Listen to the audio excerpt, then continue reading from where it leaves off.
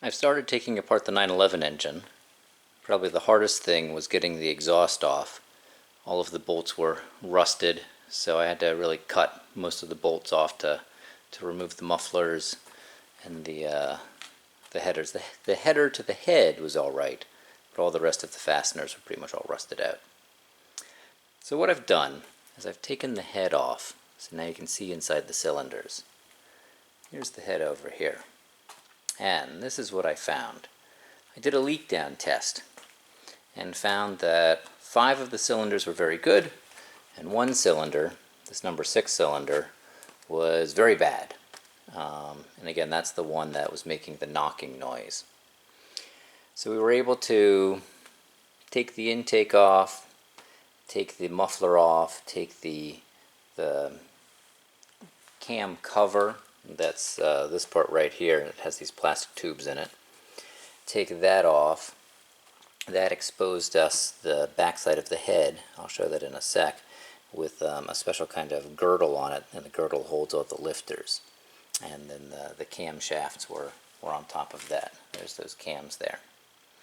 And then we pulled the head off. And the first thing I noticed is when I pulled the spark plugs out, you can see the number 6 spark plug, the one here on the end, is there's a lot more carbon on it than the other 5, which all look pretty uniform. And then you get to the head itself, and the number 6 cylinder has all the carbon on the valves.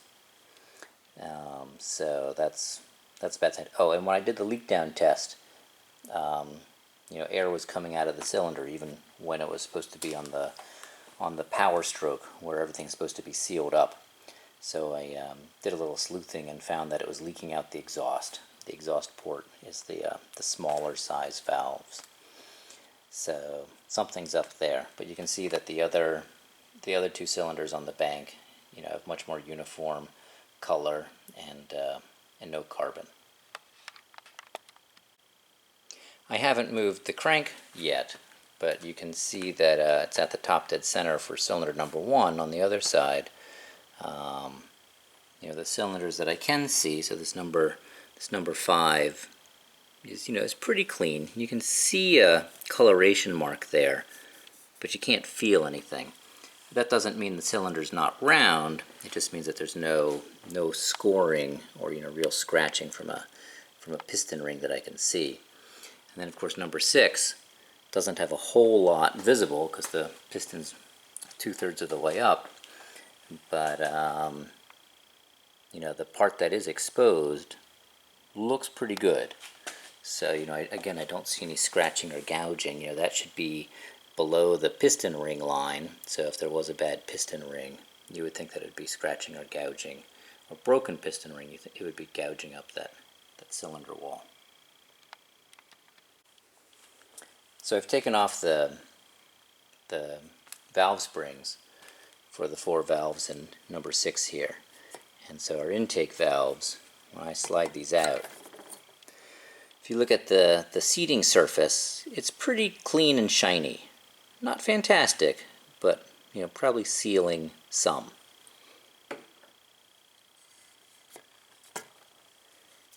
And this one is the same. And then when I take out the exhaust valves, so the valves slide nicely, right? The valves are opening and closing nicely, so it's not like I have a bent valve and it's holding the valve open. I have to push it past the seal. But if you look here, you don't really see that nice shiny sealing surface. So I don't know if this is what they call a burned valve, where the seat gets hot and or the valve gets hot, which causes it to deform, or deposits to form on it, or to get out of flat so that it no longer is sealing. But that's definitely like suspect for a sealing leak. And its neighbor looks just about the same.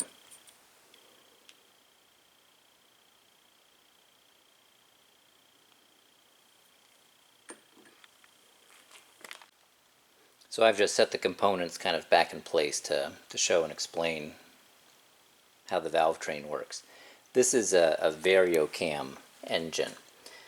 So this is your exhaust camshaft on this side, and so a gear bolts to that, and that gear has the timing chain that's coming from the intermediate shaft. So this is what's driven essentially from the crankshaft, is this exhaust cam. So the exhaust cam, we time it, make sure that the exhaust valves are opening and closing at the right time. And then what we have is we have this chain here, which connects the intake cam to the exhaust cam. And we actually have an electric solenoid here. And what this is this is a little hydraulically actuated shuttle. So this chain has a little bit of slop in it, and these little plastic rails that it rubs against. And this can shuttle the chain kind of up and down. And so what it does is it changes the kind of the slack side, or changes the amount of slack, right? So as this run gets longer, this camshaft, the intake camshaft, turns a little bit counterclockwise in relationship to the exhaust cam, which would retard the intake event timing. And when this moves down so that this run gets a little shorter, when this run gets shorter, it's going to turn the intake cam in a clockwise fashion relative to the exhaust cam. And so that advances your intake timing.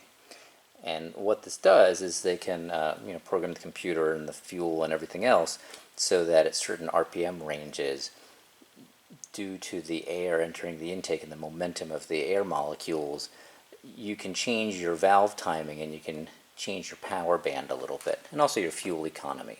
So that's what they're going for this, is to meet emissions at low RPMs, but to deliver the power at high RPMs. And these camshafts, they're just riding on aluminum. There's no actual bearings for these. They're just riding on the aluminum surface of the head and the valve cover. So you take this whole assembly out. Don't know if I can do it with one hand.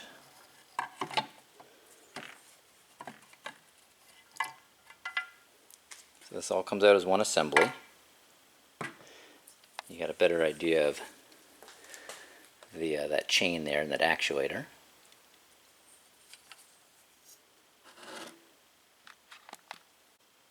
And now underneath that we have our lifter girdle, or we have this this neat cast piece. So what this is doing is this is holding the lifters. The lifters are these little round barrel things that the camshaft lobes press against, and then the other side of the lifter actually presses on the top of the valves to open and close the valves. And so these little guys have a little button on the inside that actually presses on the stem of that valve. And this is a little hydraulic piston, and the hydraulic piston uses oil pressure to move the piston out to take up any slop, so that it's a perfectly flush fit, and that keeps the engine pretty quiet and doesn't deform the end of the valves from banging and hammering on them. Now this engine's been making a knocking noise that was coming from this area of the engine, specifically the number 6 cylinder of this engine. I was hoping I would find an obviously damaged lifter, where maybe this button was depressed, or somehow the lifter was damaged so that this lifter was kind of slapping up and down, and that was the knock noise, right? So the lifter would move up too far or whatever, so when the cam lobe pushed it down, it would move before contacting the stem of the valve and make a clack noise. But I haven't found any one that's amiss, so I don't really know if that's the problem yet. So we take the lifters out.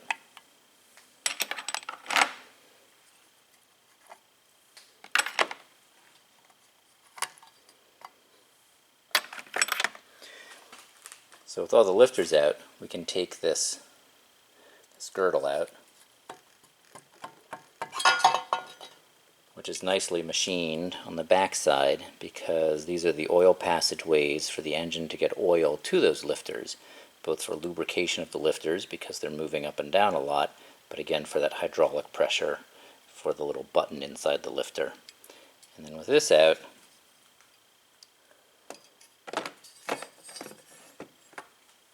you have a much better view of the tops of the valves, the valve springs, the retainer on the top, and then the keeper. The keeper are little clips that hold against the shaft there.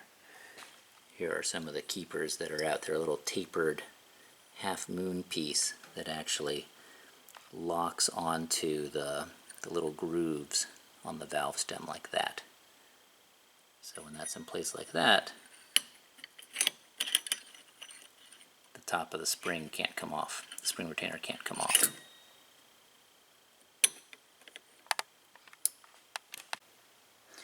Valves always have a little rubber seal at the top of the valve guide. The valve guide is a little brass tube that the valve stem rides in. There's a little rubber seal with a little spring around it, and that's kind of like a little squeegee to keep the oil on the top side here and not have the oil trickle down the stem of the valve and into the combustion chamber. And again, the seals look intact and are both there. So, I don't think it's an oil contamination issue that's causing all that carbon. It's probably most likely a bad injector. So I'm going to send those injectors out, have them tested and cleaned, and see what those are like.